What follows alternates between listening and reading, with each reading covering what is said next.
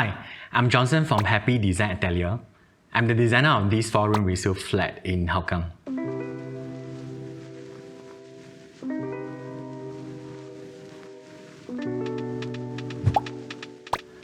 The owner got in contact with me through her friend, who is one of my past clients.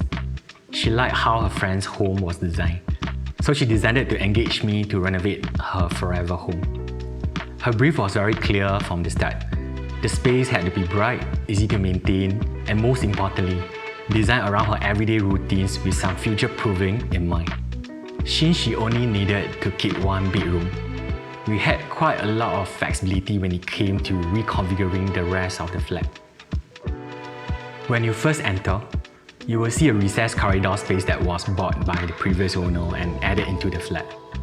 Along this area, there used to be a window that faced the main door. For feng shui reasons, we covered it up with a wall, and this wall also hides the DP box. Since the homeowner doesn't own many shoes, we kept the entryway minimal with a small shoe cabinet instead of a full built-in. This keeps the space light and open. The flat gets a lot of natural lighting during the day, so we could focus more on ambient lighting instead of task lighting. The homeowner was actually the one who spotted the curved sofa while shopping. She loved it straight away, but wasn't sure if it would be too big. After checking the measurements, I told her we could fit it in, and I'm glad we did, as the rounded form softens the whole room and pairs nicely with the curved box up at the feature wall.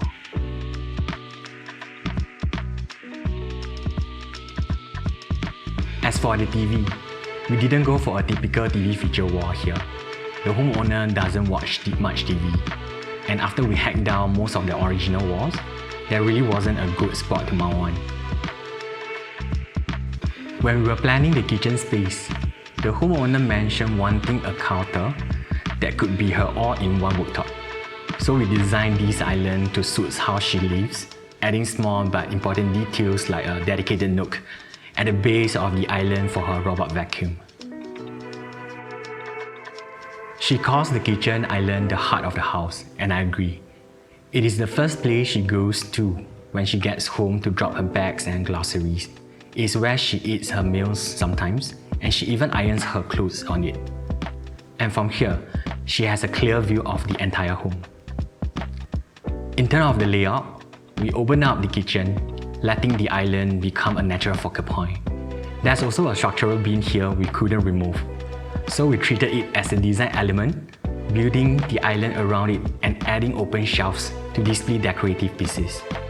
One fun fact is that the open area in the house actually forms a hui, meaning return, a space the homeowner always wants to return home to. So it's quite poetic actually. We also added some architectural details. If you look closely, the lines from the kitchen cabinets all the way to the countertops align perfectly. And that's what makes everything come together nicely and look so streamlined.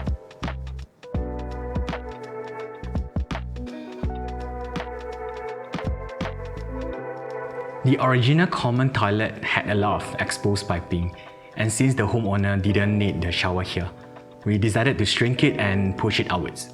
That way, we can create a nook for the washer on the other side. We also shifted the entrance and used a concealed door so it blends in and feels more discreet. The homeowner initially wanted to use glass blocks as the partition between the common toilet and the laundry nook, but I suggested these round porthole windows instead. They allow for ventilation and help the small space feel less claustrophobic. One of the original common bedrooms was turned into what the homeowner calls her hobby room. Since the storeroom was removed to open up the kitchen, she still needed somewhere for storage, so we lined an entire wall with full-height cabinetry here. This keeps everything neatly tucked away, including her most important piece in the room, the automatic mahjong table. She made it very clear from the start. The mahjong table was a non-negotiable. She hosts games weekly, so we designed the carpentry around it, leaving enough clearance for the table. We even added a small cutout at the bottom so the cable can run out neatly, allowing the doors to stay closed even when the table's in use. When the room is not used for mahjong, she uses the space to play classical Chinese music instruments or listen to vinyl records that she collects. We designed the master bedroom based on how she moves through the space, walking through the corridor, picking out her clothes from the wardrobe, heading into the shower, and then to bed. That's why we built a walk-through wardrobe right at the entrance. It acts as a transition zone into the room, while doubling as both a privacy screen and a headboard for the bed.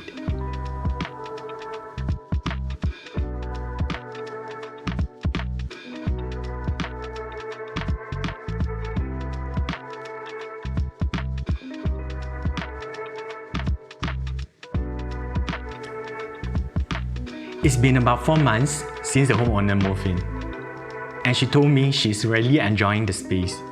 From the flow of the layout to the small details we customized for her. She really loves how bright the place feels, how easy it is to keep clean, and how every space just works for her. For me, the best part is knowing that she trusted me with the whole design process, and now, seeing her so comfortable and happy in her home makes it all worth it.